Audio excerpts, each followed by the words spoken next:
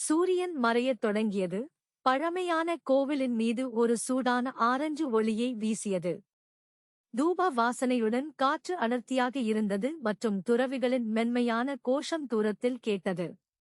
இது அமைதி மற்றும் அமைதியான இடமாக இருந்தது, அங்கு ஒருவர் உலகின் பிரச்சினைகளிலிருந்து தப்பிக்க முடியும். ஆனால் இரண்டு இளம் காதலர்களுக்கு கோவில் வேறு வகையான முக்கியத்துவத்தை கொண்டிருந்தது. அவர்கள் அதன் சுவர்களுக்குள் தற்செயலாக சந்தித்தனர். ஒவ்வொரு நாளும் அவர்களின் காதல் வலுவடைந்தது. இருப்பினும் அவர்களின் சமூக வேறுபாடுகள் அவர்களின் காதலை தடை செய்தன, மேலும் அவர்கள் அதை ரகசியமாக வைத்திருக்க வேண்டியிருந்தது.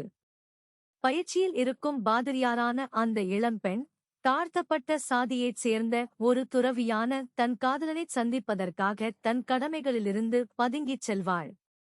அவர்கள் விழாக்களின் போது ஒருவரையொருவர் பார்த்து திருடுவார்கள். அவர்களின் கண்கள் பெரிதாக பேசுவது போல் தோன்றும்.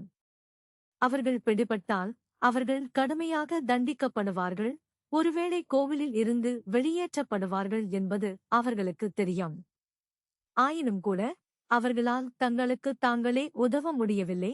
நெருப்புக்கு அந்துப்பூச்சிகளைப் போல ஒருவருக்கொருவர் ஈர்க்கப்பட்டனர்.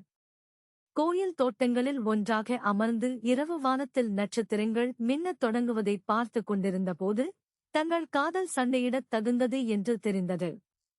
ஆனால் அவர்கள் அறிந்திருக்கவில்லை, அவர்களின் காதல் மட்டுமே கோவில் வைத்திருக்கும் ரகசியம் அல்ல. விரைவில் அவர்கள் எல்லாவற்றையும் மாற்றும் ஒரு உண்மையை கண்டுபிடிப்பார்கள். பின்னர் அந்த பெண்ணின் கண்கள் திறந்தன. அவள் படுக்கையில் எழுந்து உட்கார்ந்தாள். இது ஒரு கனவு என்று உணர்ந்தாள்.